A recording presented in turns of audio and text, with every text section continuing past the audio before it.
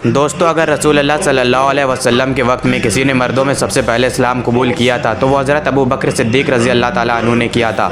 हज़रत अबू बकर कहाफ़ा के बेटे थे, यानी कि हज़रत अबू बकर का नाम अबू बकर इब्न कहाफ़ा था।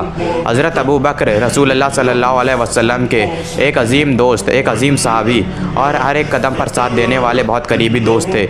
यहाँ तक कि रसूलुल्लाह सल्लल्लाहु अलैहि वसल्लम के बाद मुसलमानों ने अपना खलीफा हज़रत अबू बकर को चुना। दोस्तों, आज के शानदार वीडियो में हम लोग हज़रत अबू बकर की पूरी दास्तान को जानेंगे और तारीख़ इस्लाम की सीरीज़ का ये आखिरी एपिसोड ख़त्म करेंगे। तो चलिए शुरू करते हैं। कि पैदाइश 573 ईस्वी में मक्का सऊदी अरेबिया में हुई थी। हज़रत अबू बकर का असली नाम अब्दुल्लाह बिन कहाफ़ा था।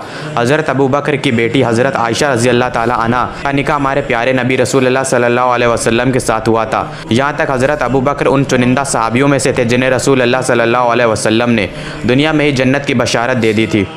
दोस्तों, हज़रत अबू बकर कोई बहुत अमीर सहाबी नहीं थे, लेकिन इसके बावजूद अबू फ़की को ख़रीदा और आज़ाद कर दिया। 6 गुलाम हैं और कनीज़ें हज़रत अबू बकर ने हज़रत बिलाल को आज़ाद करवाया। अब जो रसूलुल्लाह सल्लल्लाहु अलैहि वसल्लम पर ईमान लाए और ये वो हैं जिन्हें हज़रत अबू बकर ने आज़ाद करवाया।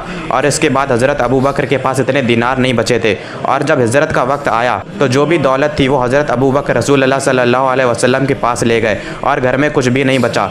जबकि हज़रत कहाफ़ा, जो कि हज़रत अबू बकर के वालिद हैं, जो नाबीना हैं और वो अब तक ईमान नहीं लाए थे, घर में हज़रत अबू बकर की बेटियां हैं और कुछ नहीं बचा है घर में। ये सुनने के बाद हज़रत कहाफ़ा बड़े गुस्से में आए और अपनी पोतियों से पूछा कि हज़रत अबू बकर घर में कुछ छोड़ भी गए हैं या नहीं। और यह है कि हज़रत अबू बकर रत्ती बराबर भी दौलत नहीं छोड़ गए थे घर वालों के लिए। कहा कि मैं रसूलुल्लाह सल्लल्लाहु अलैहि वसल्लम के साथ जा रहा हूँ, किस वक्त क्या ज़रूरत पड़ जाए। और जब गज़वाए तबूक का वक्त आया तो ये वाक़या तो बहुत मशहूर है। हज़रत दौलत अपने घर वालों के लिए छोड़ी है और हज़रत अबू बकर आए, हुज़ूर की खिदमत में दौलत पेश की। रसूलुल्लाह सल्लल्लाहु अलैहि वसल्लम फरमाते हैं कि हज़रत अबू बकर घर वालों के लिए क्या छोड़ा, तो हज़रत अबू बकर कहते हैं कि अल्लाह और उनके रसूल का नाम है। ये शान है हज़रत अबू बकर की।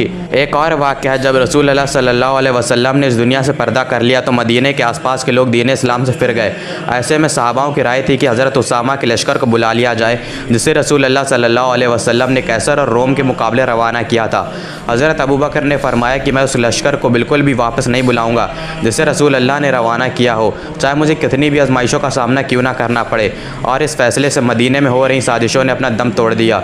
दुश्मनों के हौसले पस्त पड़ गए और जीत इस्लाम की हुई। शान है हज़रत अबू बकर की, जिन्होंने उस लश्कर को वापस नहीं बुलाया जिसे रसूलुल्लाह ने रवाना किया था।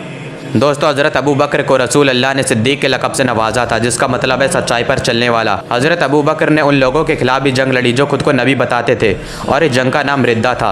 दोस्तों, ये जंग रसूलुल्लाह सल्लल्लाहु अलैहि वसल्लम के पर्दा करने के बाद हुई। वो लोग जो खुद को पैगंबर बता रहे थे उनका नाम मुसैलिमा तुलाया शाहजहाँ था। सबसे पहले हज़रत खालिद बिन वलीद को तुलाया से लड़ने के लिए भेजा गया, जिसमें हज़रत खालिद बिन वलीद ने तुलाया को शिकस्त दी, जो कि होना ही था क्योंकि कमान अल्लाह की तलवारों में से एक तलवार के हाथ में थी और इस जंग को बुज़ाका की जंग के नाम से जाना जाता है। इसी दौर में यमामा की जंग भी लड़ी गई। इस जंग में तकरीबन 700 से ज़्यादा हाफिज शहीद हुए। हज़रत अबू बकर ने हज़रत इक्रिमा और हज़रत शुरहबील को मुसैलिमा से लड़ने के लिए भेजा, लेकिन वो नाकामयाब हुए, जिसके बाद हज़रत खालिद बिन वलीद को भेजा गया और हज़रत खालिद बिन वलीद ने मुसैलिमा को सन 633 ईस्वी में शिकस्त दी। दोस्तों, हज़रत अबू बकर की खिलाफत का दौर सन 632 ईस्वी से लेकर सन 634 ईस्वी तक रहा, यानी कि 11 से 13 हिजरी तक। दोस्तों, यहाँ तक कि हज़रत अबू बकर ने ईमान लाने से पहले कभी भी बुतों को सजदा नहीं किया था और ना ही कभी शराब को हाथ लगाया था। जब ईमान लाने से पहले हज़रत अबू बकर उस अरब में इस तरह से रहते थे तो सोचिए ईमान लाने के बाद कैसे रहे होंगे। आप खुद ही अंदाज़ा लगा सकते हैं कि वो अरब जहाँ पर शराब पीना आम था, जहाँ पर बुतों को सजदा करना आम था, उस दौर में हज़रत अबू बकर ने यह काम करने से मना कर दिया। तो सोचें कि ईमान लाने के बाद हज़रत अबू बकर ने अपनी ज़िंदगी किस तरह से गुजारी होगी। तकरीबन 27 महीनों तक हज़रत अबू बकर ने खिलाफत की। हज़रत अबू बकर ने अपने दौरे खिलाफत में अरब में हो रही बगावतों को कुचल दिया और हज़रत खालिद बिन वलीद को मेसोपोटामिया भेजा ससानी सल्तनत पर अपनी जीत हासिल करने के लिए, और सीरिया भेजा बाज़ंतीन सल्तनत पर अपनी जीत हासिल करने के लिए, जिसके बाद ऐसी खिलाफत कायम हुई जो आज दुनिया की सबसे बड़ी सल्तनत में शुमार होती है, जिसे आप खिलाफत राशिदा के नाम से जानते हैं। उसके पहले खलीफा हज़रत अबू बकर रज़ी अल्लाह ताला अन्हु थे।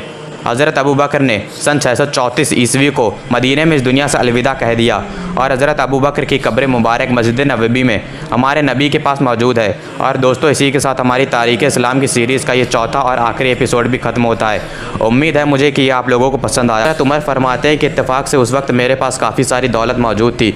हज़रत उमर ने सोचा कि इस बार मैं हज़रत अबू बकर से आगे निकल जाऊँगा। हज़रत उमर फरमाते हैं कि मेरे पास जितनी भी दौलत थी मैंने उसके 2 हिस्से कर दिए। एक हिस्सा मैंने अपने घर में रखा और एक किस्सा रसूलुल्लाह सल्लल्लाहु अलैहि वसल्लम की खिदमत में पेश कर दिया कर रसूलुल्लाह सल्लल्लाहु अलैहि वसल्लम ने हज़रत उमर से पूछा कि ऐ उमर, घर वालों के लिए कुछ छोड़ा है? हज़रत उमर फरमाते हैं कि जी हाँ, मैंने आदि